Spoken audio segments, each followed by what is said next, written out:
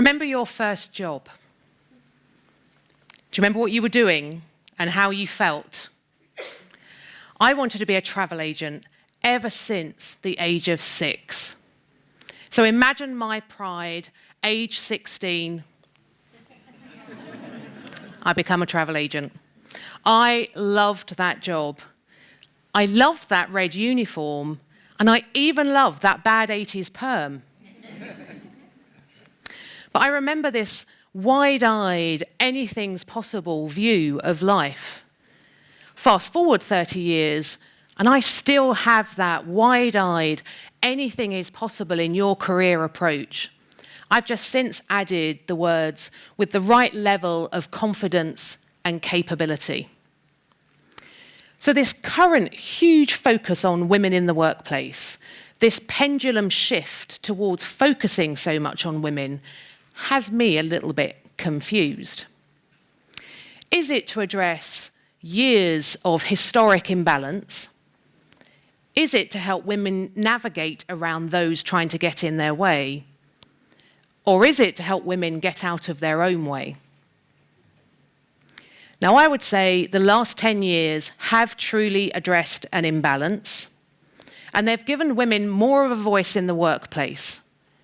But now it's time to move on. So what have I seen in the last 10 years that makes me come to this conclusion? I've seen a gender equality bandwagon rising in the workplace. I've seen a rise in female entitlement.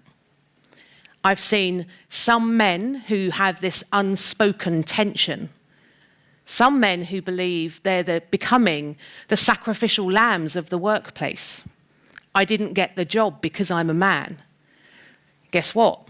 I also hear I didn't get the job because I'm a woman. Deeply ingrained sexist views, some conscious, some unconscious, from both men and women. Companies that focus on gender equality just to get the badge, and worse still, as a badly judged PR exercise whipped out each year on International Women's Day. The sheer fact that there are still more male CEOs called David in the UK's top 100 companies than women. 7 Davids and 6 women. Now, I think it's time to call out this gender equality bandwagon, and it seems no one wants to, so let's all give it a try today. All I want is for men, women, or however you identify to have equal opportunity in whatever type of work you want to do. That's quite an easy ask. But somehow it's become very complex. So rather than unpick everything, I think we should go back to some basics. And there's 3 things that I think matter most: confidence, childcare, and capability. So confidence. Somehow, women have owned the label of lacking confidence, and we give men the label of having too much confidence. I don't believe that to be the case. Childcare. Women don't just become mothers, people become parents. So how have we made parental leave a woman's ask? That's discriminating against men. Capability. Women's networks have popped up everywhere. Women in finance, women in tech, women in retail, and they focus on capability. So are we feeding a myth that women are less capable? So confidence, childcare, capability. Somehow we've made all 3 a women's issue, yet actually they're an every person issue. Now we're going to use my personal story to test the theory here.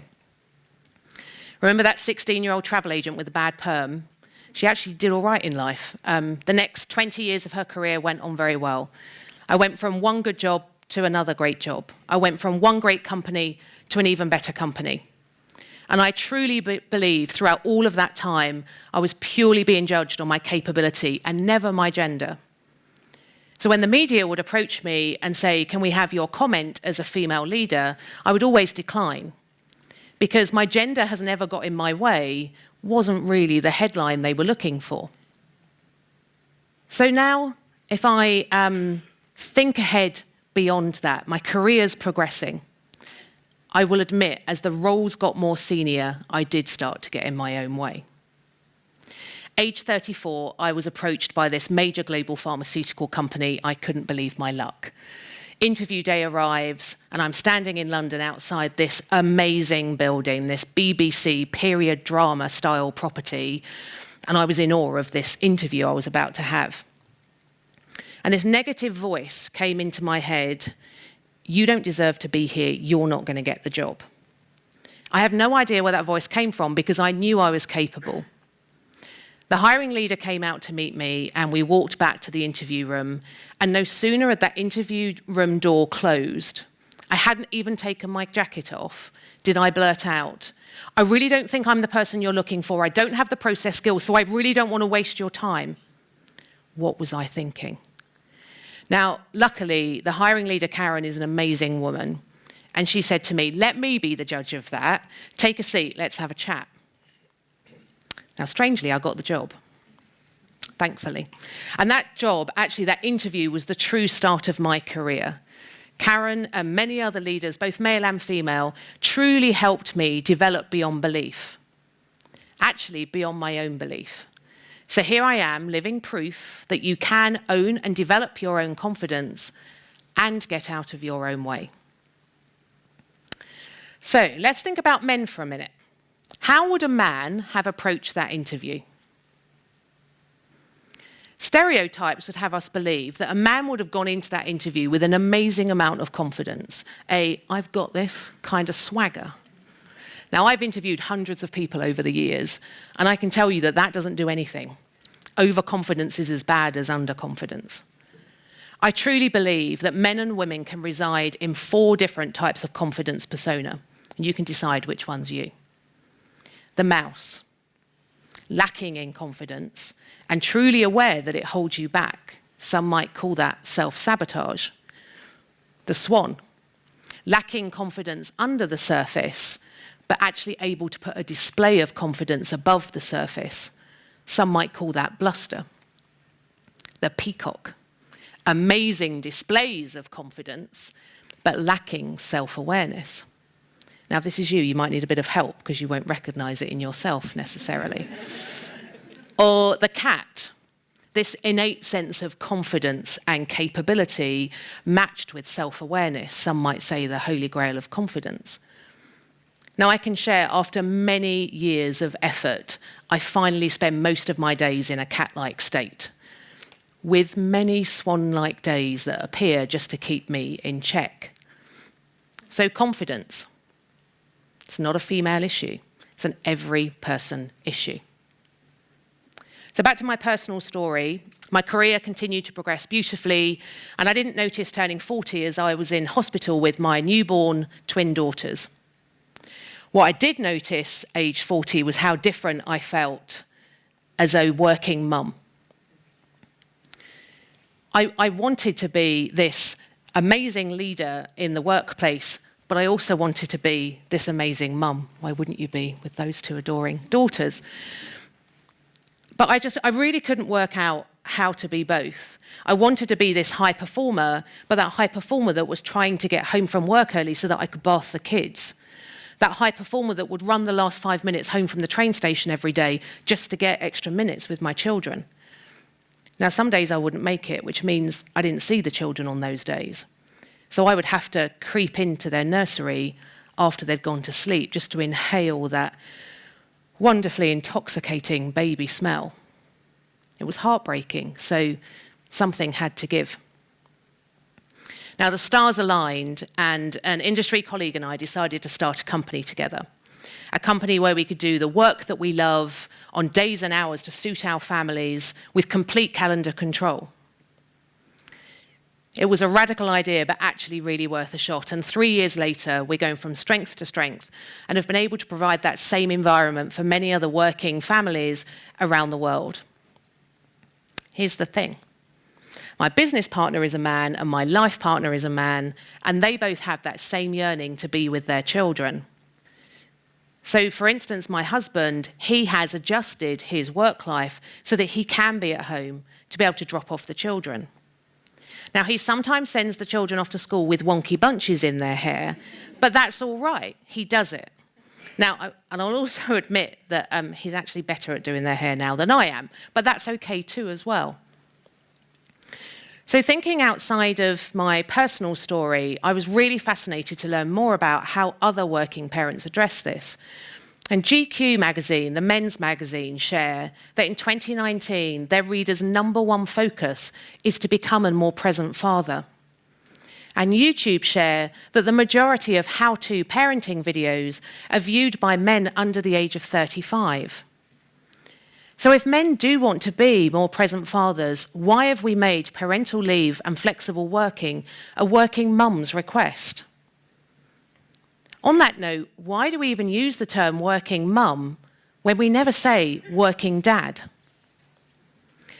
I believe the arrival of children is where the actual gender divide in the workplace starts. Let's take parental leave as an example. As a woman in the UK, most large companies would give me 6 months paid parental leave. My husband as a man, 2 weeks. So I get 12 times more parental benefit than a man would in the same company. Imagine if that was holiday leave. Women get 1 week and men get 12 weeks. That's a radical new idea. Let's try and get that one through. There would be complete uproar. So I don't understand why men aren't out protesting in the streets for their equal parental leave, and companies don't understand that they are discriminating against men. I believe those policies worked in the past, but we're entering a new social era and it's time to move on. Childcare, an every person issue. Women don't just become mothers, people become parents. So back to my personal story. So I've got this great company where I can be the leader I want to be around my children. The elusive balance. Everyone always says to me how lucky you are. I actually felt guilty and selfish. Lucky me that I'd created this wonderful environment that I could do both, but how many other thousands of women were there out there, and I'll admit I was just thinking women at that point, who wanted the same. They wanted a career, but they wanted to balance it with their families. I chatted to some friends about it, and we decided that we were going to start a women's network to support women with that challenge. We thought we'd be able to help about 100 women, and 2 years later, we have more than 2,500 members who share that the network has become a safe space to grow and to ask for advice. Now, here's the thing about gender networks. I worry that they're actually gender ghettos, a place where only women go. Now, women helping women is amazing. I have seen the magic happen. But it's not reality. It's not what work looks like. Work is not full of just women. It's men and women. So are women guiding women actually missing the full story? So are gender networks this barrier to hide behind, or are they actually a safe space to grow? I realized at this point I had a really rich view on how women felt, but not men. And luckily for me, that came in the form of a dinner out with an industry colleague I respect and admire. Over dinner, he challenged me on my women's network involvement. And he said to me, "What about us white, middle-aged males?" Yeah, that's exactly what I did. Actually, I was louder than that. I laughed out loud for quite a long time. And then the laughter was followed with, "Oh, but you've had it so good for so long." You've probably heard that line before. As soon as I said it, I realized and I stopped myself. I was in a reaction trap. So many people are caught in this gender equality bandwagon reaction trap. So instead, I stopped myself, I listened. He was really patient with all of my questions. And that one night was a massive turning point for me. I realized I needed way more male perspective. So every conference I attended, every meeting, coffee break, every weekend barbecue, I would be hunting down male research targets. And oh boy, they didn't let me down. I listened to hundreds of men, so thank you to all of those men that were very patient with my questions. And there were 4 key themes that came out of that, and I'm going to summarize them with some quotes. Why do women need additional support? If I want to learn something new, I just have to get on and do it. I can't take more than 2 weeks parental leave. My leaders will think I'm not serious about my career. Yeah, that's what us women go through all the time. I have to leave this company. As a man, there's a target on my back. There's no way I'm getting promoted above a woman. And one that really got me was the man that said, do you know, I've always looked at women as equals, but now there's all of this focus on women. It makes me think I was wrong. What was I missing? So we're missing something by not bringing men on the journey with us. But I will also share that there was also some really moving feedback. The men that said to me, thanks so much for asking me how I feel about gender equality, because as a man, no one's ever asked. To the CEO who said, do you know what, Caroline, I never have issues with workplace confidence, but I do really struggle with dad confidence and dad guilt. Dad confidence and dad guilt, I'd never heard that before. The media would have us believe it's just mums that struggle with confidence and guilt. So is it not just confidence and guilt? So instead of drawing up the gender war battlefields and allowing men and women to retreat into their gender camps, how about we try something new? I think we need to break recurring conversations and break taboos and move forwards together as allies.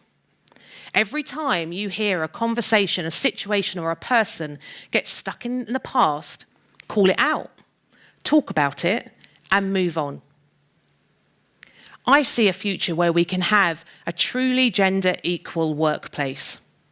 And I think there's 3 things that we can all do to help us get there. Imagine a time where everyone owns their own confidence and we stop labeling men and women as having different types of confidence. And those cats, they go help others develop their confidence. Childcare. Imagine a time where there is absolute equal parental leave in the workplace. And men actually take the leave that they're offered. Women don't just become mothers, people become parents. Imagine a time where we stop singling out women for specific capability development and bring men on a journey with us. I truly believe it's time to move on. I'm ready to move on. Are you? Thank you.